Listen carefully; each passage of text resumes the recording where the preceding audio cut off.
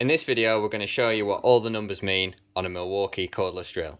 So we've got all these numbers around the edge here, and we've also got a couple of symbols to bear in mind. So we've got hammer mode there for drilling into brickwork or blockwork. We've got drill mode there when you're drilling into stuff. And then we get onto all these different numbers which are designed to be used when putting screws in. We've also got two speeds here as well. We've got speed 2 for fast, quick drilling, and then we've got speed 1 for more torque. So we'll just show you an example of how these numbers work by putting two screws in.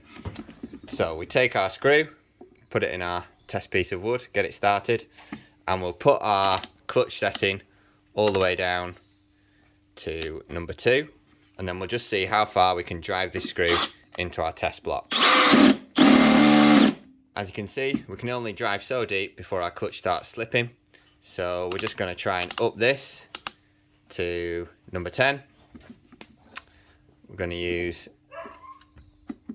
our drill again and try and drive our screw into place. As you can see, our screw goes in a lot deeper when we change our clutch setting on top of our drill.